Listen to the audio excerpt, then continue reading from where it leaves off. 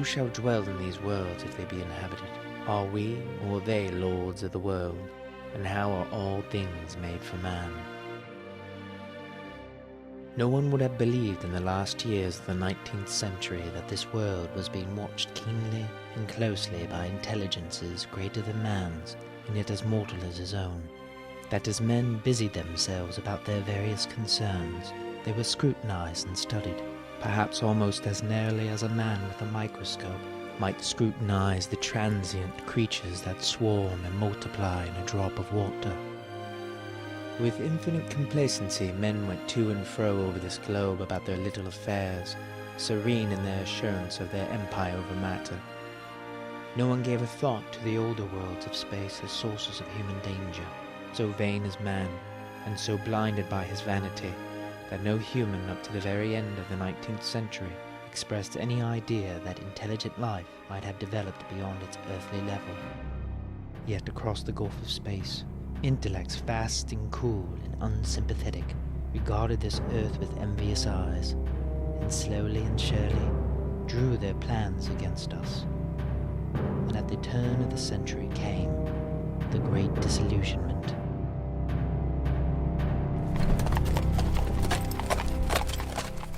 I might not have heard of the eruption on Mars had I not met Ogilvy, the well-known astronomer at Ottershaw. He was immensely excited at the news. No way to explain it. And in the excess of his feelings invited me up to take a turn with him that night in his scrutiny of the red planet. Your readers would be astonished. In spite of all that has happened since, I still remember that vigil very distinctly. The black and silent observatory, the shadowed lantern throwing a feeble glow upon the floor in the corner, the steady ticking of the clockwork of the telescope. Go ahead. Have a look.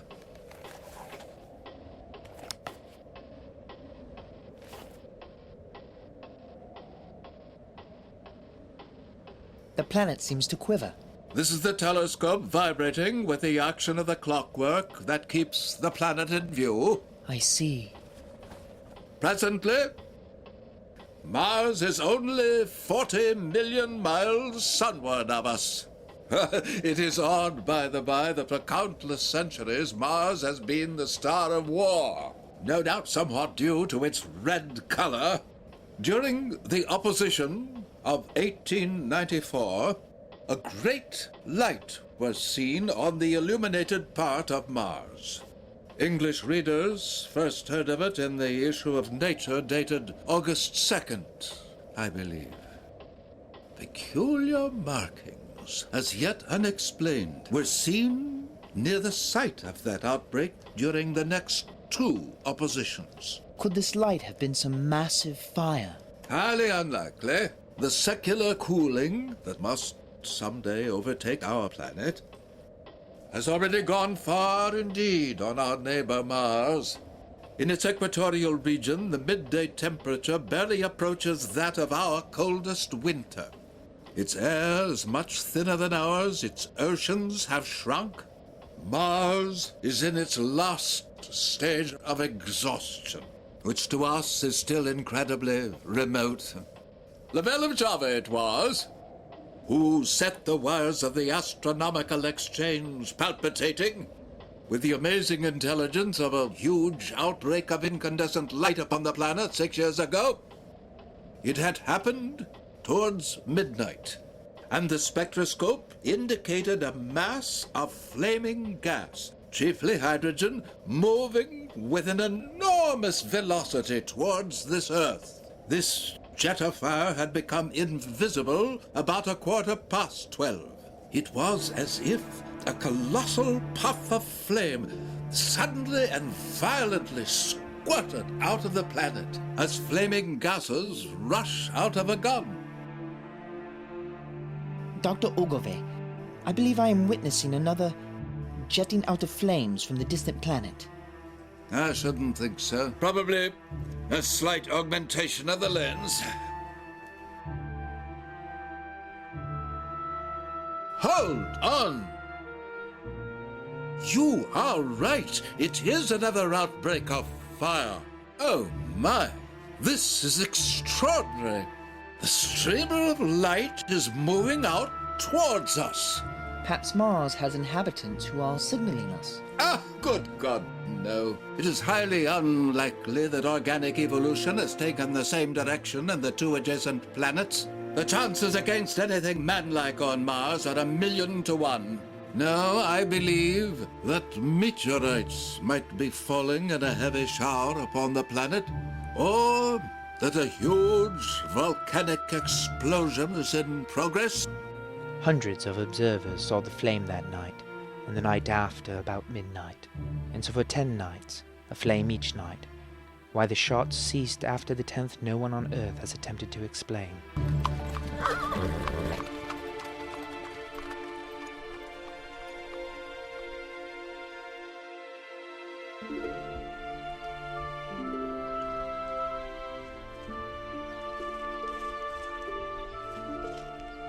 And there, that bright dot of light creeping zenithward is Mars. Which one? The orange one. Orange? Why, they're all the same. No, they're quite different actually. Just there, the twinkling one. Oh, I think I see it. Good. Now, if you compare its hue to the other stars surrounding it, you can see that the others have a slightly blue-green cast, whereas Mars has a ruddy orange cast. Yes. You see it? No, they're all the same. Well now, you're really not trying. I am so.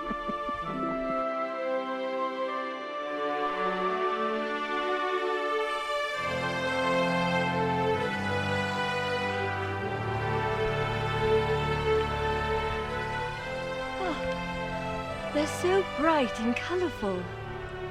I don't see it, they all look the same. Well, now you're not really trying, are you? No, not really. It felt so safe and tranquil. Then came the night of the first falling star.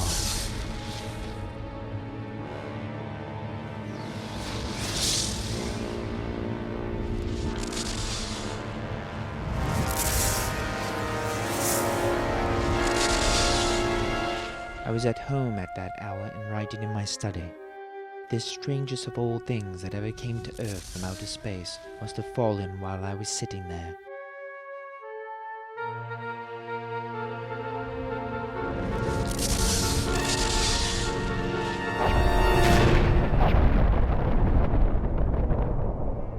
It fell about 20 miles to the east. No one seems to have troubled to look for the falling mass that night. But very early in the morning, Ogilvy, who had seen the shooting star and who was persuaded that a meteorite lay somewhere on the common between Horsale, Aldershot and Woking, rose with the idea of finding it. Find it he did, soon after dawn.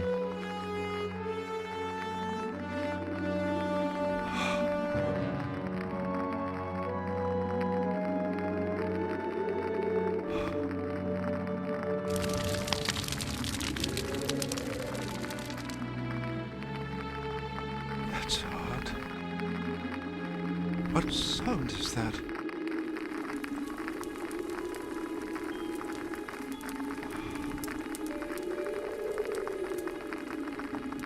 It must be the unequal cooling of the surface.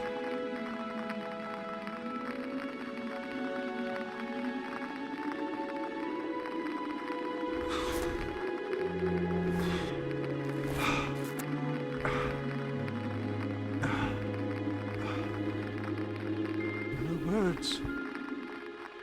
Where are the birds? Why aren't they singing?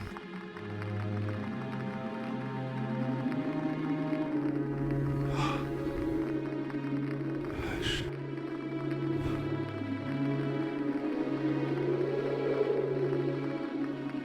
Why is the ash falling only from the end of the cylinder?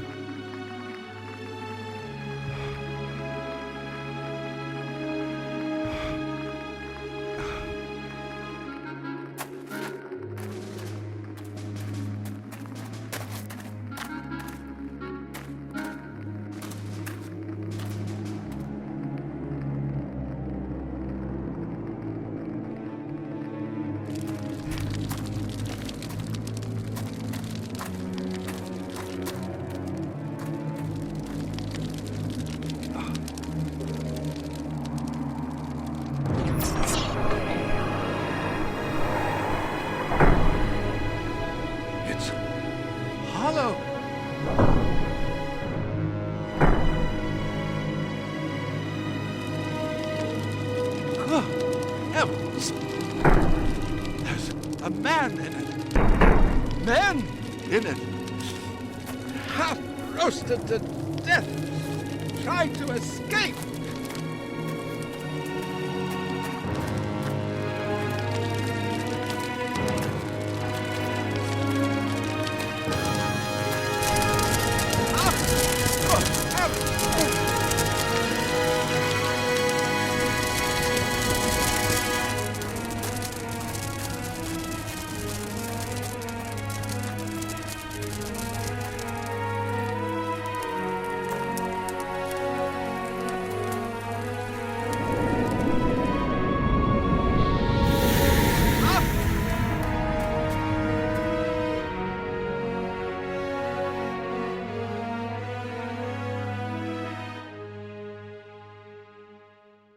In the pit, a cylinder. The man is unscrewing the top. He's from another world. Wait, there's a man inside from another world.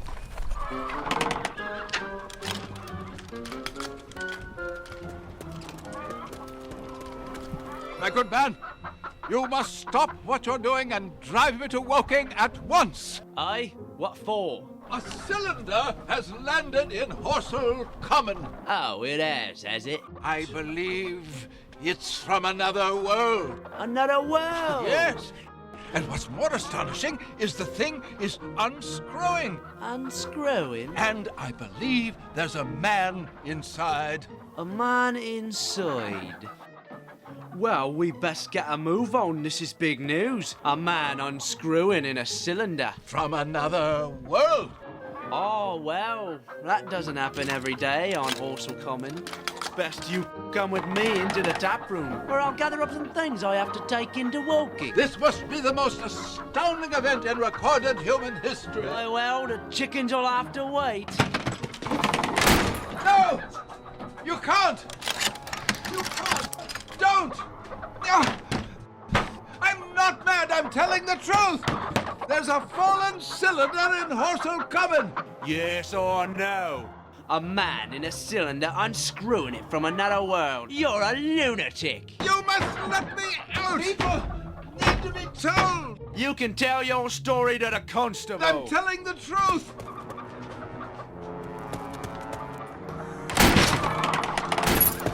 You're a lunatic! A lunatic! Wait! Please, I beg of you!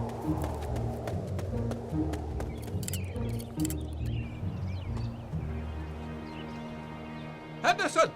Did you see the shooting star last night? Well, It's out on Horsell Common now.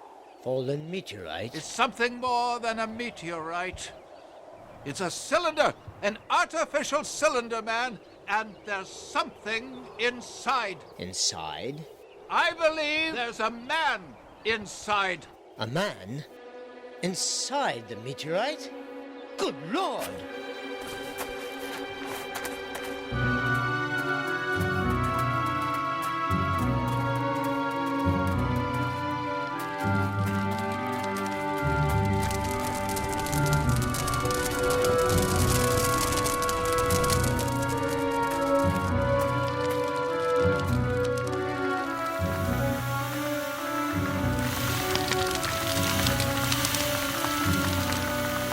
It's as you said. That's sizzling. It sounds like air entering or escaping. If there's men inside, perhaps we should try to signal them. Yes. Oh, yes, we must at once.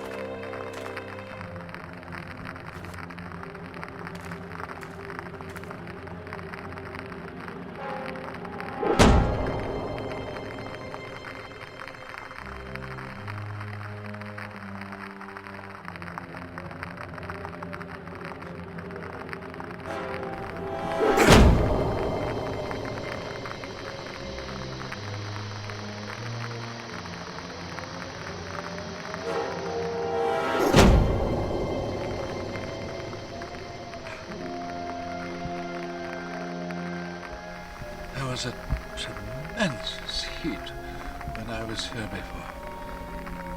I scarcely see how someone could survive such a furnace. The man or men inside must be insensible or dead. Yes, I see your point. What can we do? If there are only two of us, we must get help. We should try and reassure them. Hello in there! We know you're in there, and we'll bring back help. So that we may bring you outside. We promise. We will get you out of there. How can we even be sure that they even understand us? We have no way. We must hurry.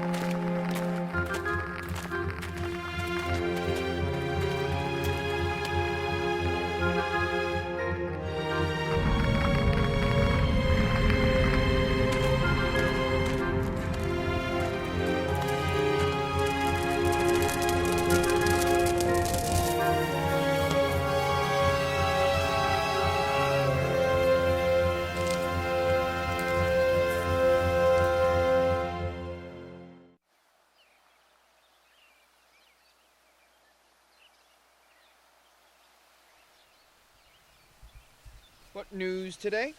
Not printed in the Chronicle, but everyone's going to the Commons to see the dead men from Mars. Dead men from Mars? That's what they're saying. They got cooked alive in a giant pot that fell from the sky.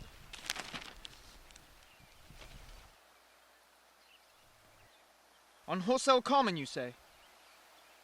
Yes, in the sand pits.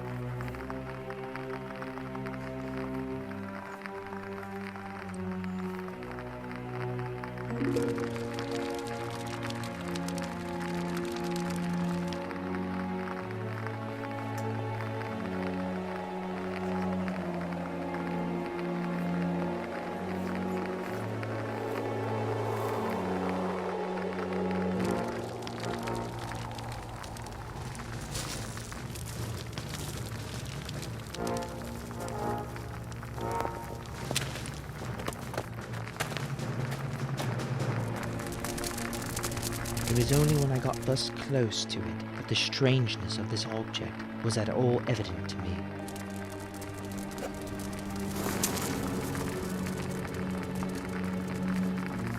But I had a certain amount of scientific education, enough to perceive that the grayscale of the thing was no common oxide.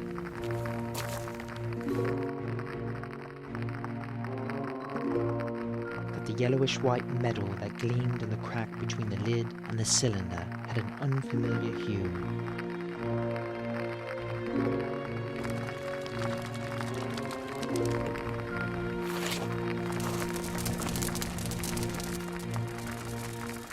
Extraterrestrial had no meaning for most of the onlookers. It was quite clear in my own mind that the thing had come from another world, though I had no idea it was a neighbor planet, the planet Mars.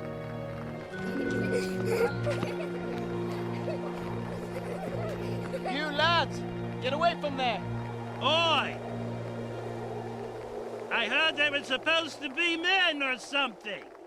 I think I half expected to see some charred corpses or some such. I think it's highly improbable that it contains any living creature. Oh, what about the top? It looks like it unscrews. That has to be man-made. It might be automatic, I think. It's perhaps some kind of container with a manuscript inside. The difficulties in the translation that might arise. Like a message in a bottle? But from across an ocean of space. Perhaps we could find some coins inside. Perhaps. And scale mortals and so forth. You mean like a train set? Yes, perhaps something like that. They must be some big models.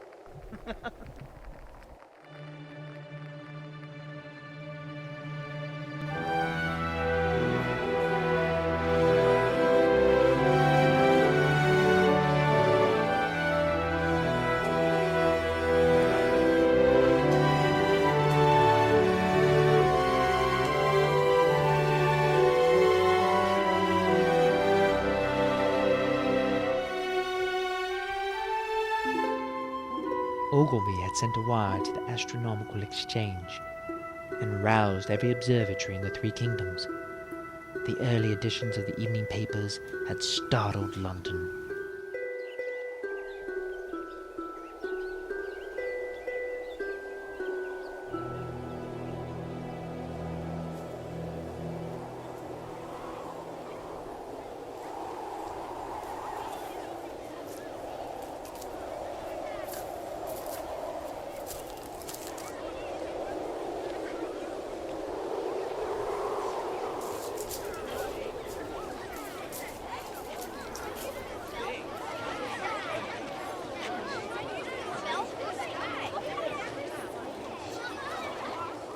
We don't know what's going to happen.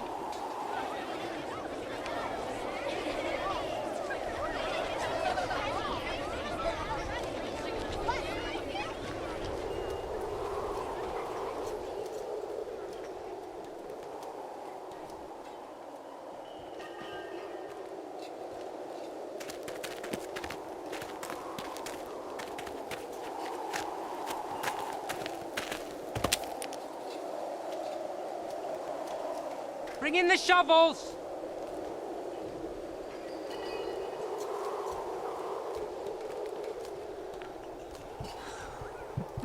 Fascinating, isn't it? Perhaps the scientific discovery of our time. I should think. From where do you believe they have come? Mars. The timing of this cylinder's arrival coincides with the flashes seen upon the red planet's surface.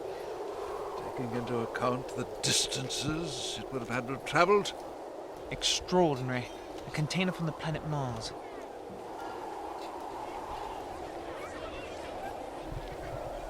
I wonder if I could call upon you for a favor. I am at your service. Would you mind going over to see Lord Hilton, the Lord of the Manor? The growing crowd, you see, is becoming a serious obstacle to our excavations, especially the boys. We would like a light railing put up and some help to keep the people back. Most certainly. Are you making any progress? None yet, I'm afraid. A faint stirring has been occasionally still audible within the case until about an hour ago. But the workmen have thus far failed to unscrew the top, as it affords no grip. The case appears to be enormously thick, and it is possible that the faint sounds we heard represented a settling of materials in the interior. Now, you boys stay back. This is the last time I'm going to ask you. I'll go to Lord Hilton.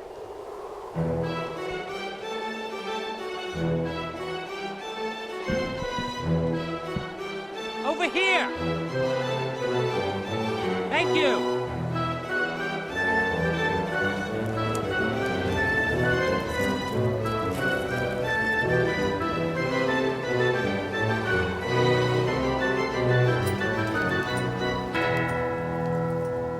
Lord Hilton is not at home. Might I inquire as to when he will return? He is expected back from London by the 6 o'clock train from Waterloo.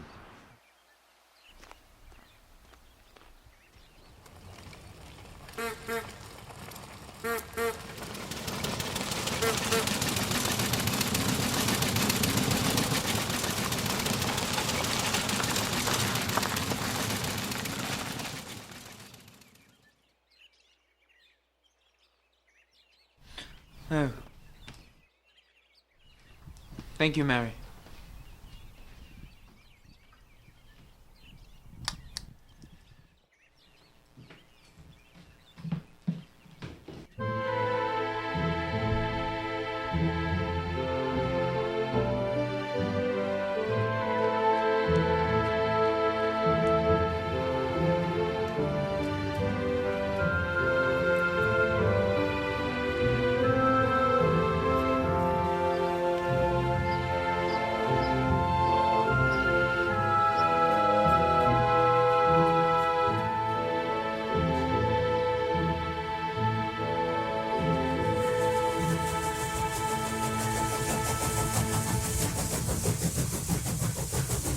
Lord Hilton, I do beg your pardon. I come bearing a message of the utmost importance from Dr. Ogilvy and his contingent on Wholesale Common.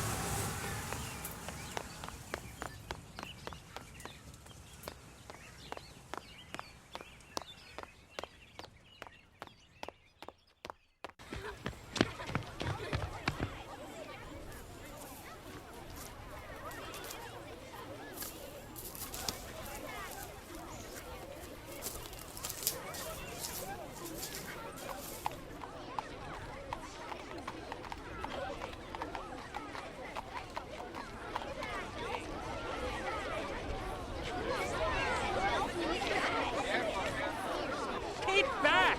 Keep back! Keep back!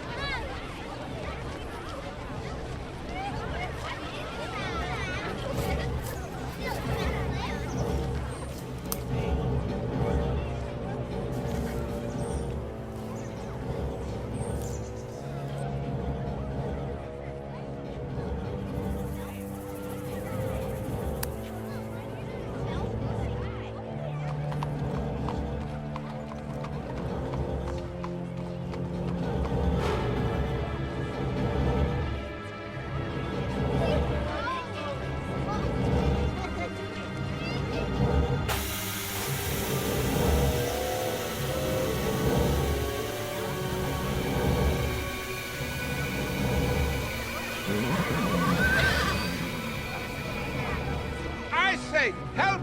Keep these idiots back! We don't know what's in the confounded thing, you know. Keep back! Keep back! He's falling in a pit. A man's falling in a pit.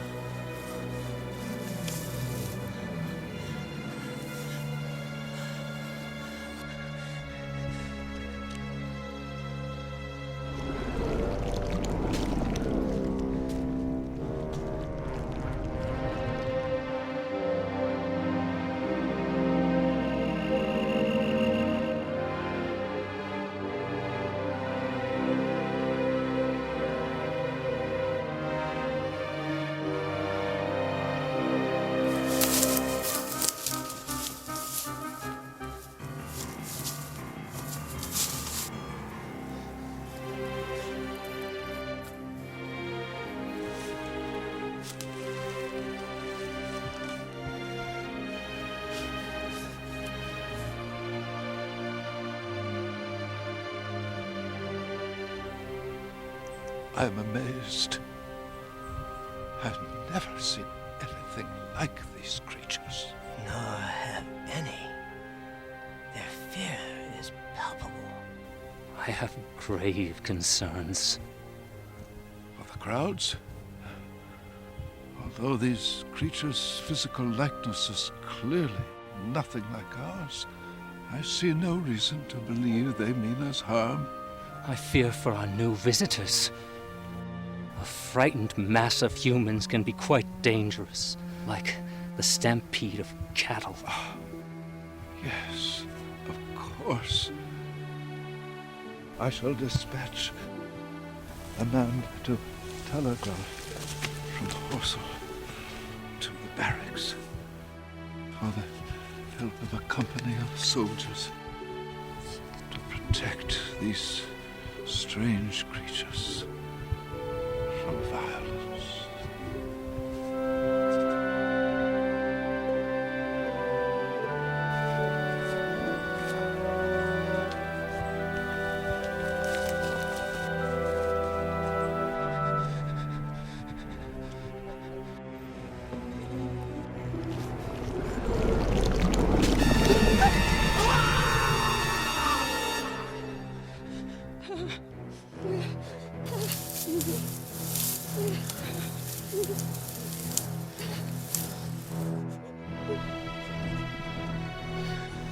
As I hid amongst the pine, gripped by an ungovernable terror, the odd thought came to me that anyone coming along the road from Chobham or Woking would have been amazed at the sight.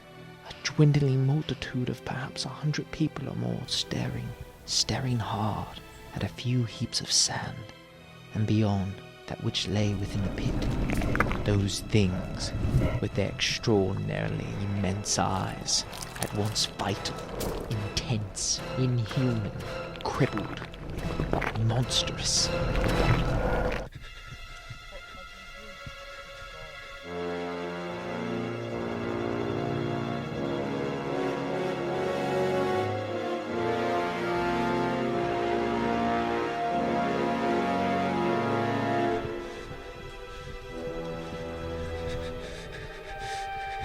What could be going on there?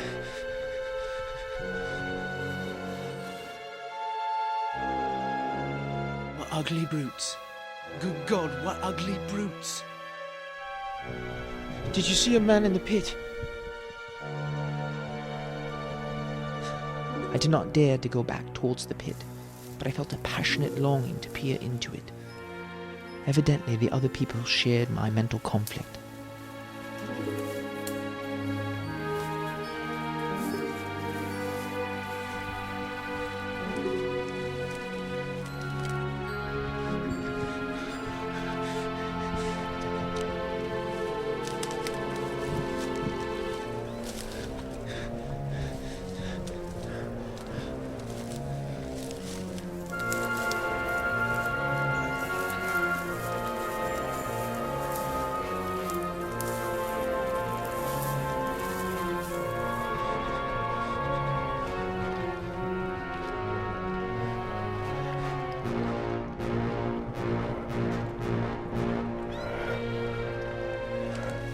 I noted a little knot of men, Ogilvy, Stent and Henderson, the foremost of whom was waving a white flag. Evidently, it had been resolved to show the marshals by approaching them with signals that we too were intelligent. Lad, young lad! Take this to the post office. There's a special wire to the evening paper. It must be delivered post haste.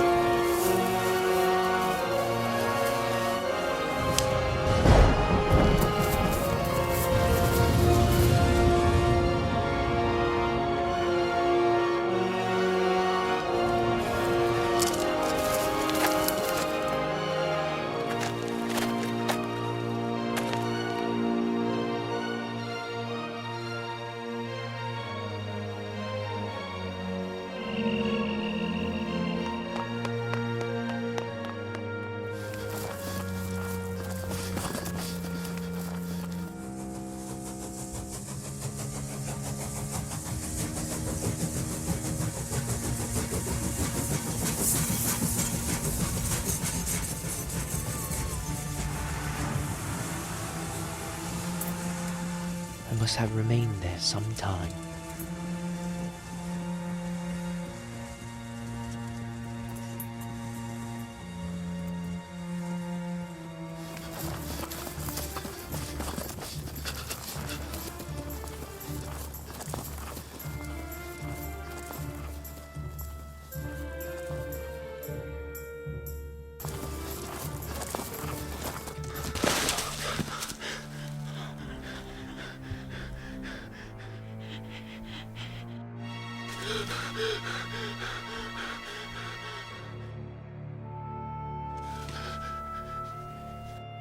Good night to you, sir.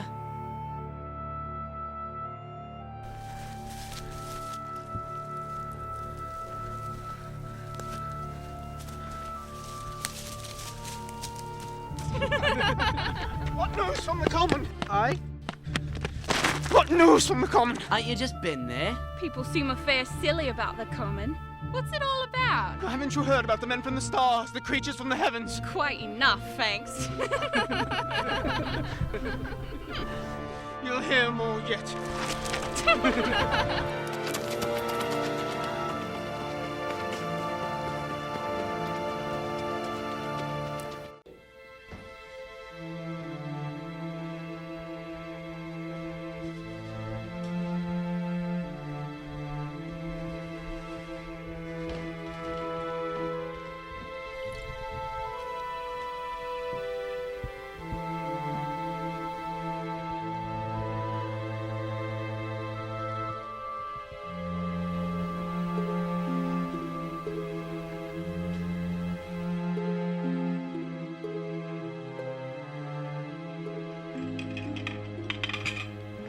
As I could collect myself sufficiently, I told her the things I had seen.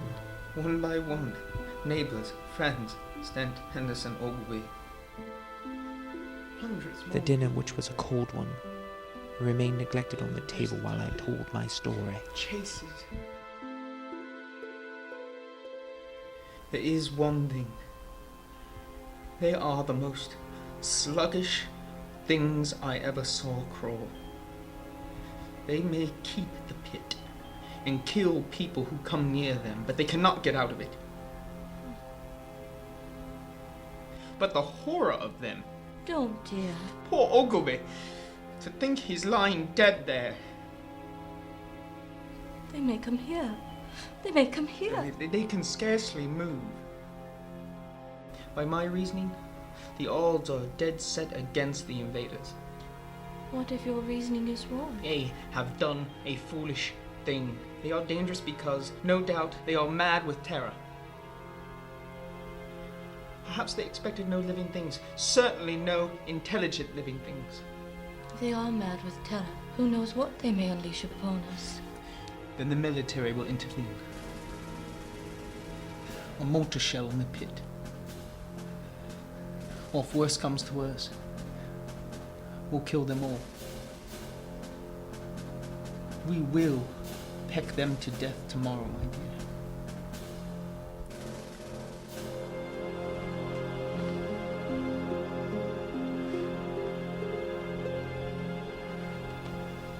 Men from Mondes! Men from Mondes!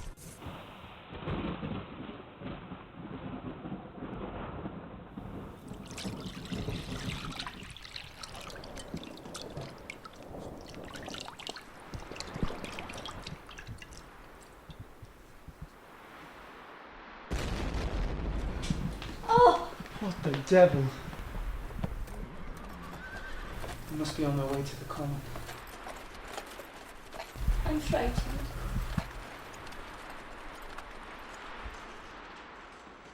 That's odd. What is it? The barometer. It's wildly fluctuating.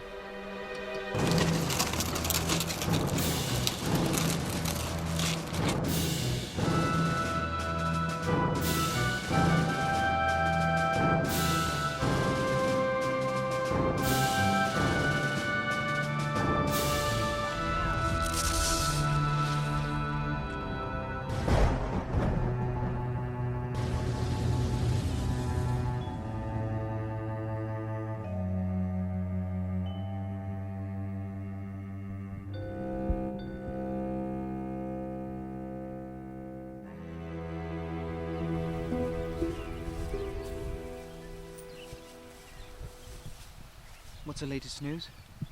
Last night the Martians were surrounded by some troops. Guns expected. Not to be killed though, if that can be avoided.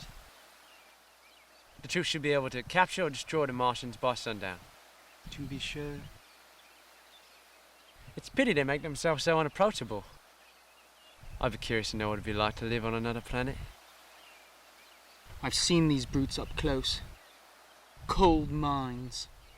They burned the pine woods about to Byfleet golf links. That's where they say a second one landed. Number 2. One's enough, surely. This lot will cost the insurance people a pretty penny before everything's settled. Wood's still burning. It'll be hot underfoot for days on account of the thick soil and pine needles and turf. Poor Ogilvy.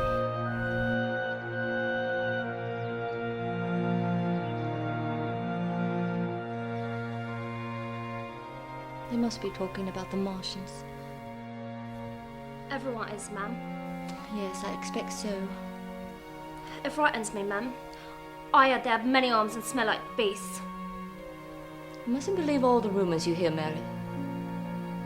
Yes, ma'am.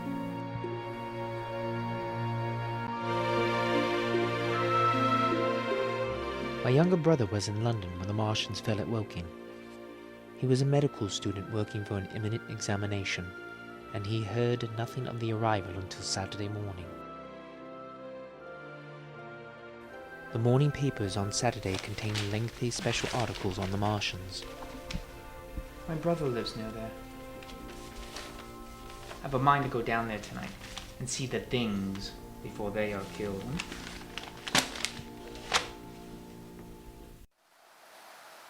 No one is allowed over the canal.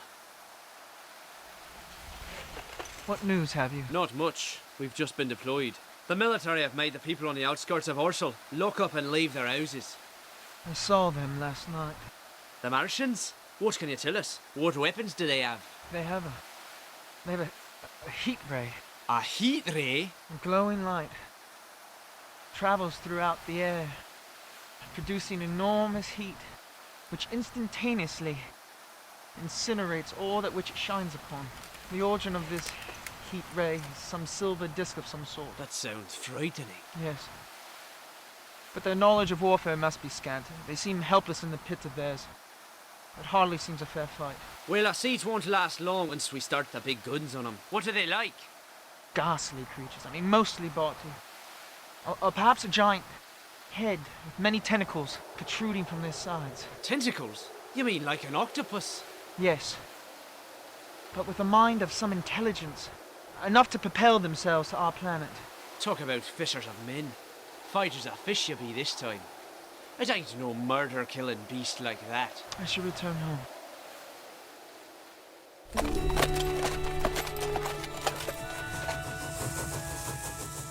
There's a breakdown between Byfleet and Woking Junction.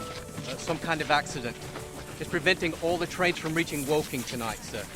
Do you have any idea when the trains will be running again? Well, they're making the necessary arrangements to alter the routes for the Southampton and Portsmouth Sunday League excursion. It'll be hours. I'm afraid that's the best I can offer you, sir.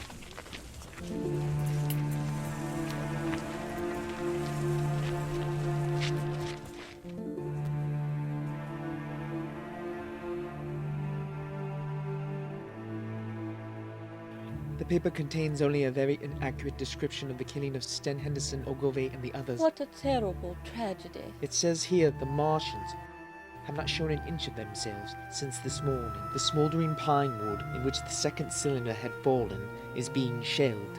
I don't much care for all this talk of war. I must confess, the sight of all this armament, all these preparations greatly excite me. In my imagination, we have already defeated the invaders in a dozen striking ways. I'd say something of your schoolboy dreams of battle and heroism. Perhaps. That's from the Coleman.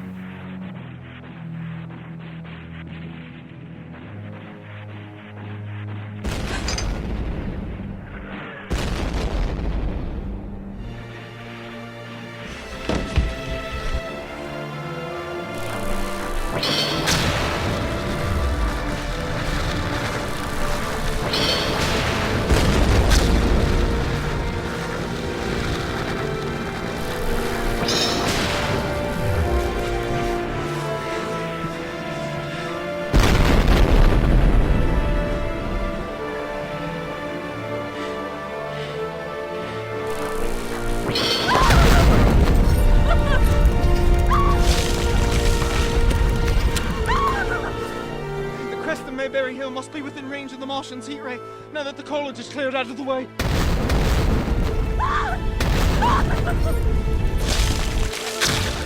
You can't possibly stay here!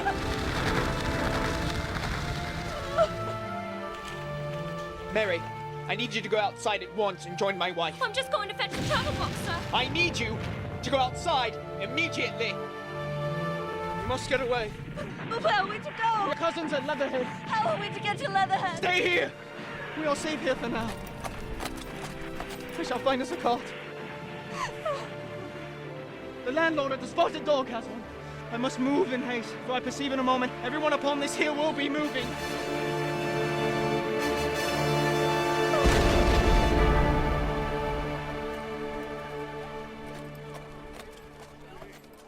I mean to rule the earth as he the sky. We really know the sun and I mean to rule the earth as he the sky.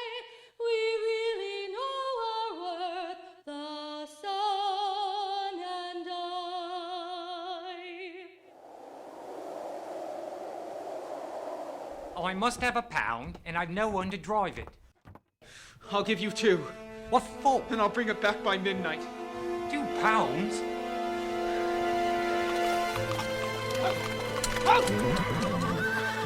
I'll pack a few valuables. I'm coming with you. No! It's not safe.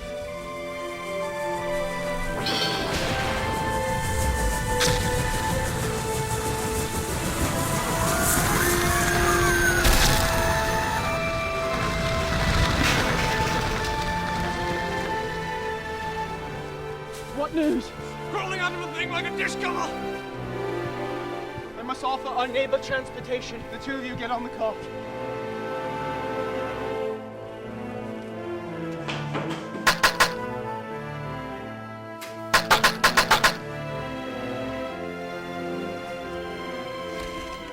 They have gone to London, and they have locked up their house. Ha! Ha! Ha!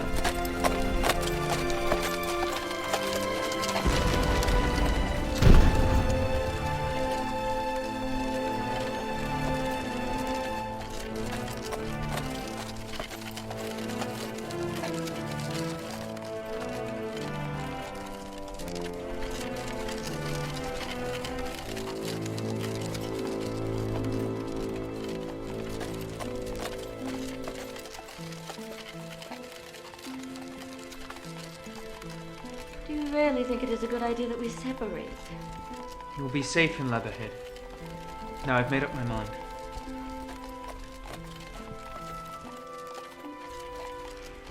Yes, I see that you have. I am frightened, and you lust after adventure. We'll be fine. The Martians are tied to the pit by sheer heaviness. I feel safer already.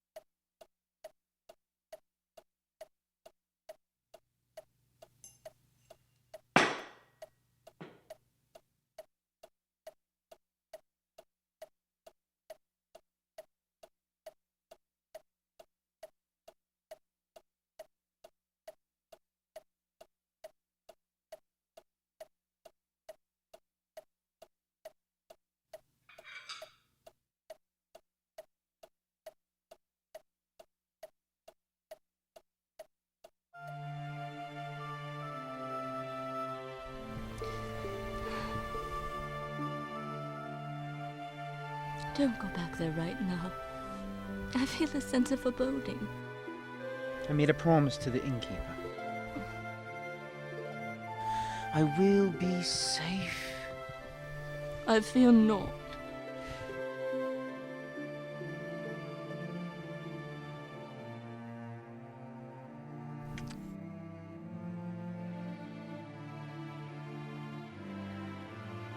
Don't do this. Don't leave me tonight.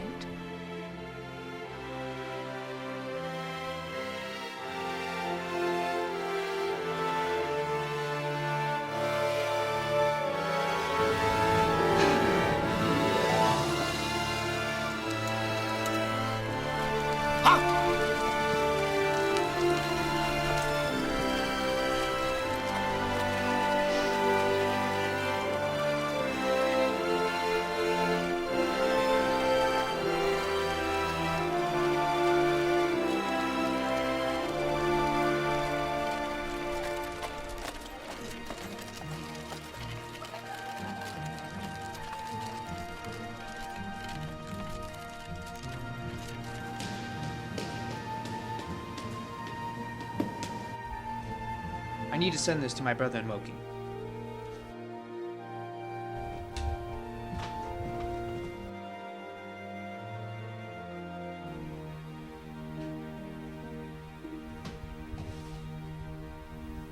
Vast spider-like machines, nearly 100 feet high, capable of the speed of an express train, able to shoot out an intense beam of heat, dear Lord.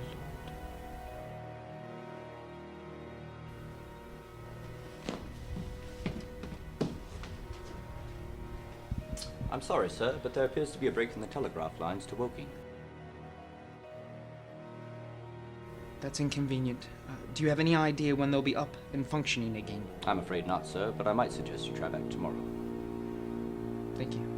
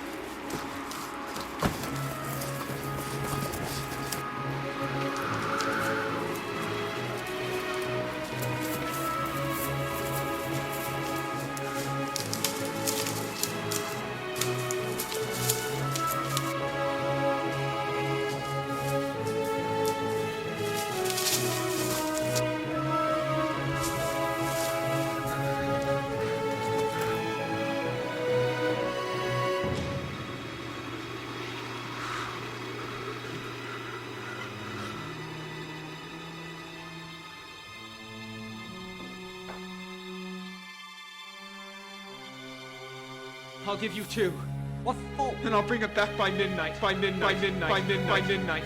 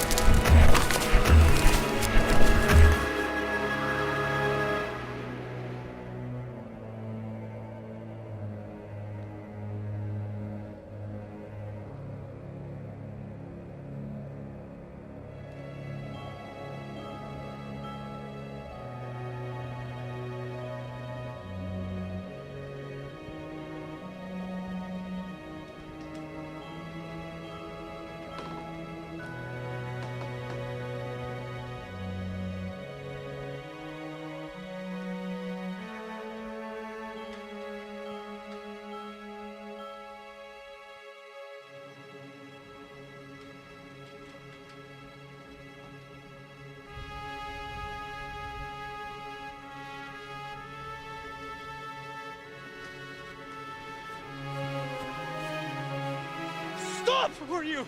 This is my house! I'm in your arms now.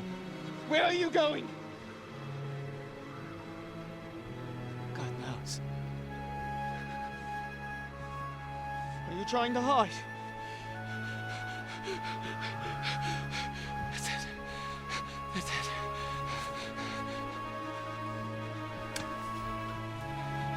Come into the house.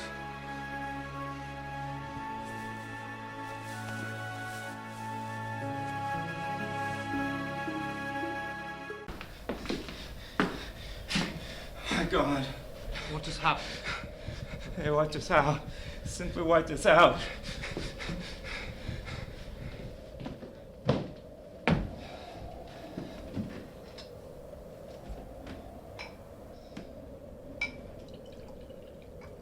Take some whiskey.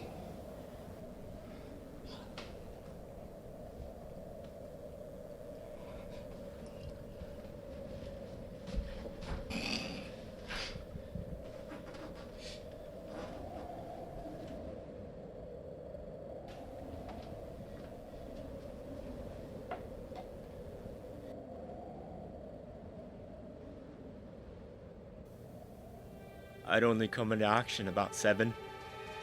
I'm a driver in the artillery. At that time, firing was going on across the common.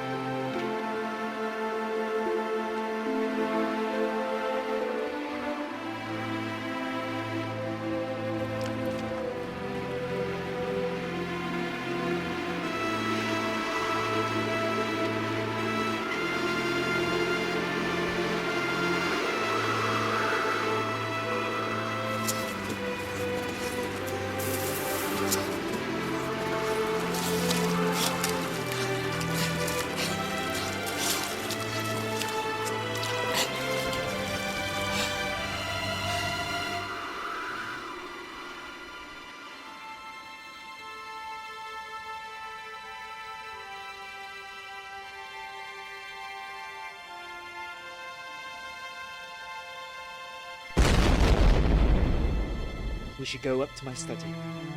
We'll be able to survey the country better there.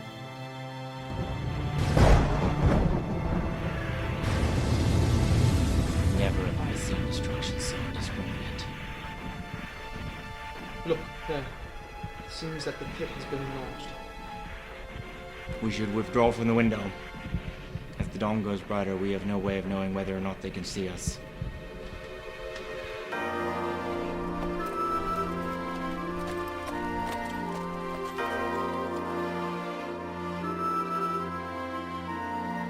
They say Woking was destroyed.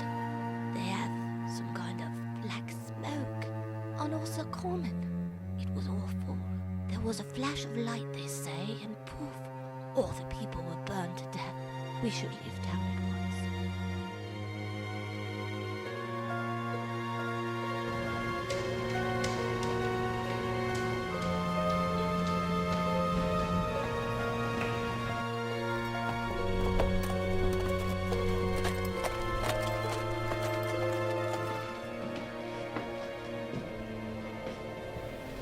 This house is no place to stay in.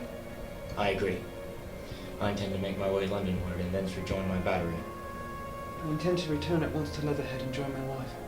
I should have started at once, but my companion had been in active service and he knew better than that. We lined every available pocket with packets of biscuits and slices of meat. He made me ransack the house for a flask which we filled with whiskey.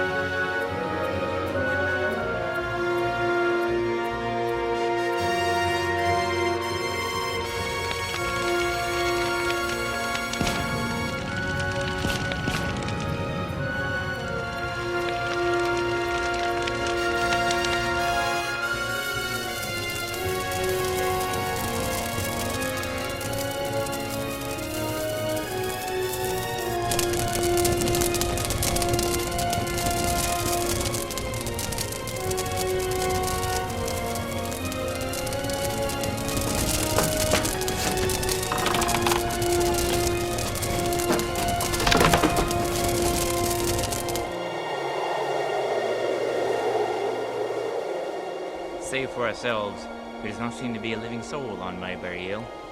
I believe the majority of the inhabitants have escaped. I suppose by the way of the old Woking road. The road I had taken when I drove to Leatherhead.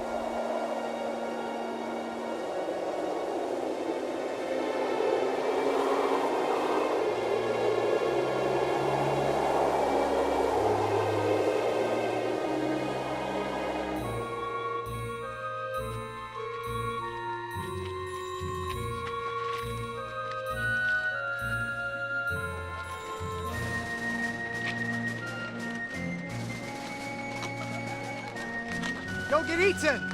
We're the beast tamers.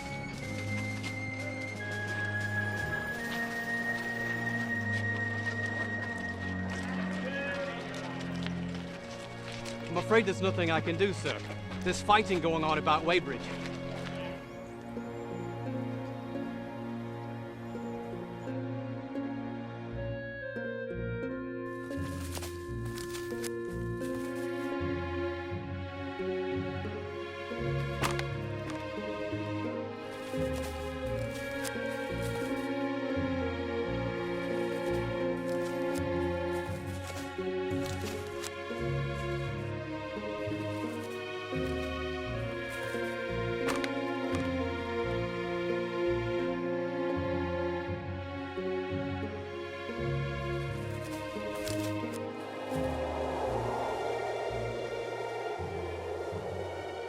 Everything is strangely still.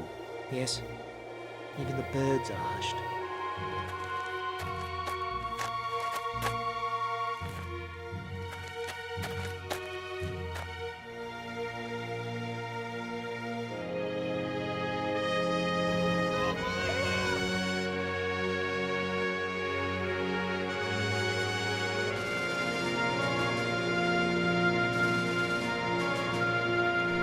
Lieutenant, you're the first man I've seen coming this way this morning. What's brewing? Guns destroyed last night, sir. I've been hiding. Trying to rejoin batteries, sir. You'll come in sight of the Martians, I expect, about half-mile along this road. What the dickens are they like?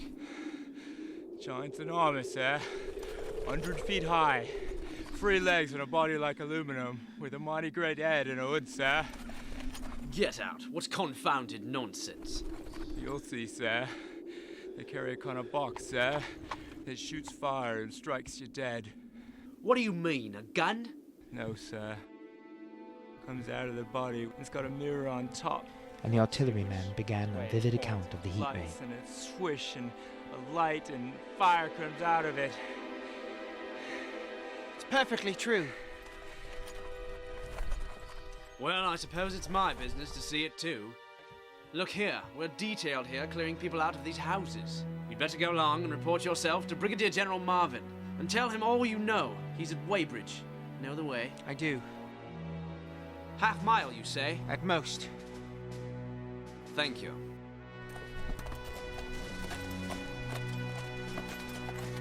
They rode on, and we saw them no more.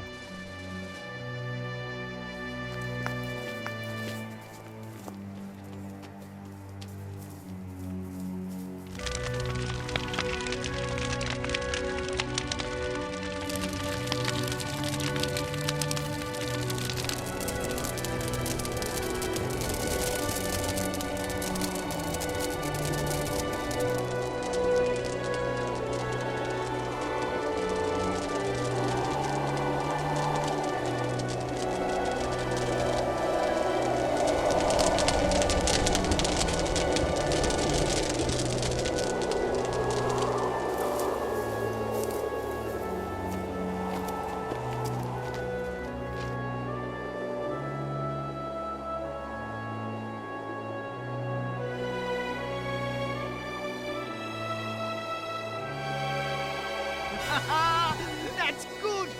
At least they'll get one fair shot off at any rate. I shall go on.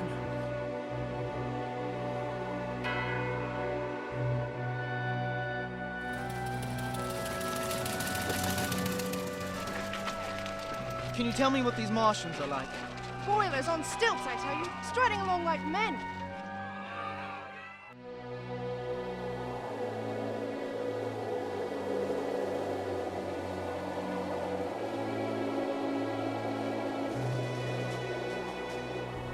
It's bows and arrows against the lightning anyhow. They haven't seen that fire beam yet.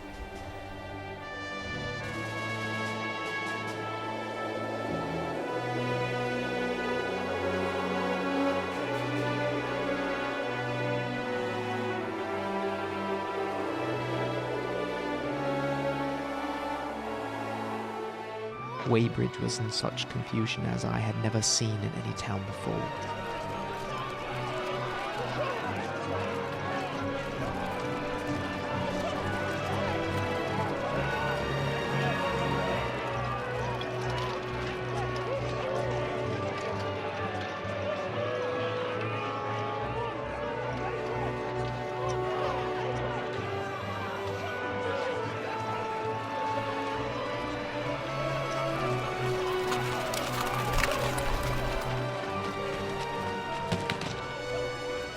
The idea people seem to have here, or that the Martians are formidable human beings. Yes.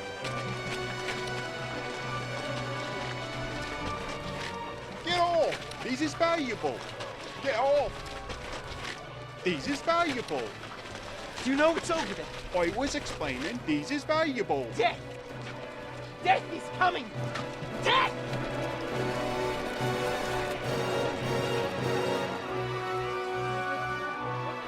I mean to get away from Shepperton Station.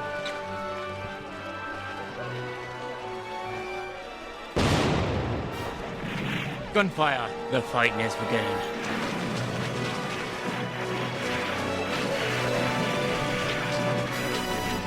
The soldiers will stop them!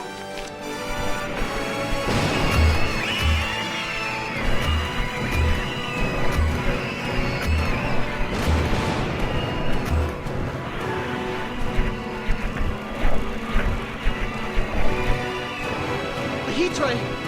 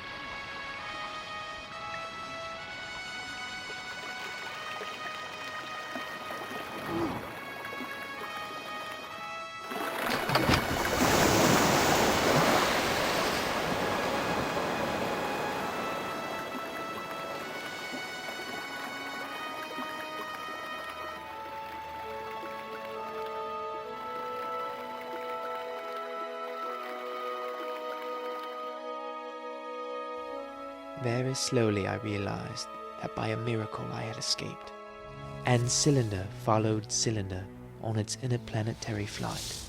Every 24 hours brought them reinforcement.